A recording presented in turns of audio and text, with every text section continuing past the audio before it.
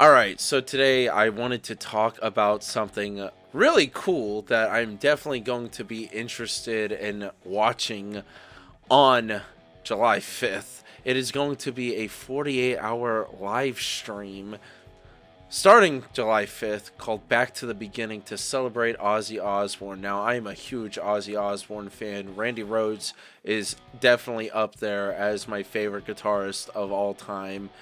Diary of a Madman is one of my favorite albums of all time. I'm excited to see this celebration. I've always been a big fan of celebration concerts. For example, the Freddie Mercury tribute concert was a really cool one to me. A lot of bands came together, and I had thought about it, and by the time Taylor Hawkins, the drummer of the Foo Fighters, had passed away, they had the Taylor Hawkins tribute concert, which was amazing. I watched the stream for it, just 5 hours straight of music. It was really awesome. But the amount and different types of music that was all brought together for one thing was really cool. I wanted to talk about Back to the Beginning, the upcoming concert for Ozzy Osbourne, headlined by Black Sabbath. Of course, it's supposed to be Ozzy Osbourne's last concert. This video kind of came as a suggestion by Ace because Robbie Williams released a new song, which of course you guys won't be able to hear because I can't play it, but called Rocket with Tony Iommi from Black Sabbath, and it's killer. Ace made the joke that maybe it's because he wants to get onto that card. Now, card on my wrestling talk. Now, the profits from this festival concert, Back to the Beginning, is supposed to go to support the cure for Parkinson's, Birmingham Children's Hospital, and Acorns Children's Hospice.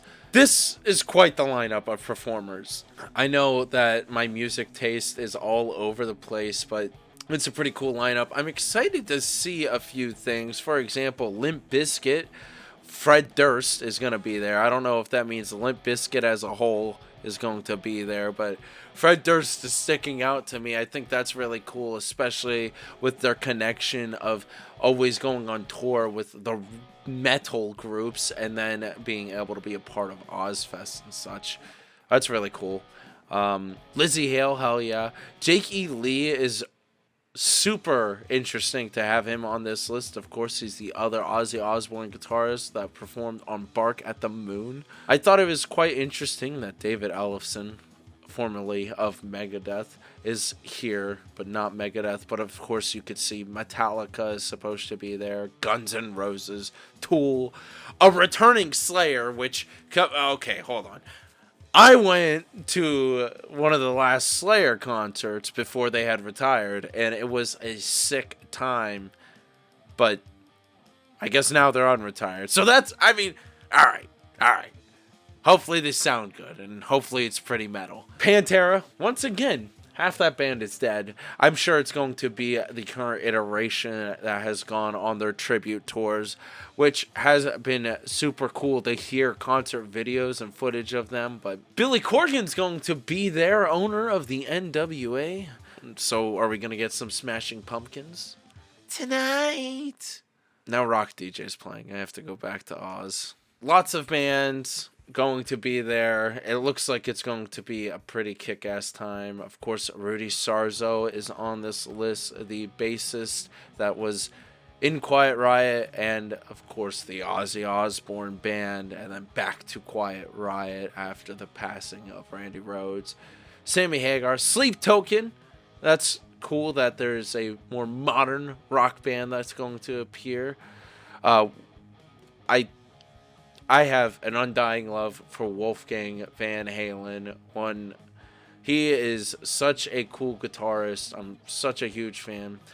I saw Lamb of God when they were on the tour with Slayer, Anthrax. So you basically almost have the big four there. Mastodon. Andrew Watt, a super popular producer right now, has worked with people like Miley Cyrus, Elton John, Post Malone, Ozzy Osbourne, Very good guitarist. I like a lot of the stuff that he produces. I look up to him as a music producer. Vernon Reed's supposed to be there. CM Punk fans, Living Color, Cult of Personality will probably get played. Steven Tyler's supposed to be there, which I'm a little kind of confused about because didn't Aerosmith retire because of Steven Tyler's voice? But not for nothing, he should be there. Papa V Perpetua, which is the current iteration of Tobias Forge in Ghost. KK Downing from Judas Priest.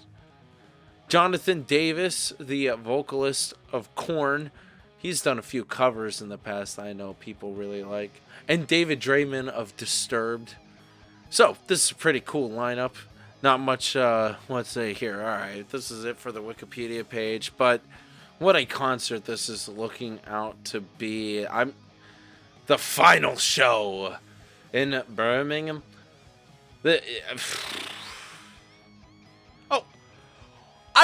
What?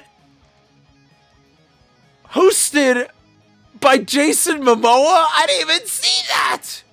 That's insane! Alright, well, this is going to be a fun stream now. It is going to be on July 5th. I thought it'd be cool if I actually live streamed it here on the Johnny Von Hollywood channel.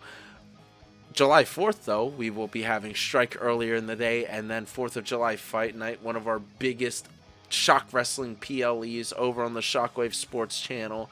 It's going to be huge. It's going to be a blast and a fun time live on Fight Night.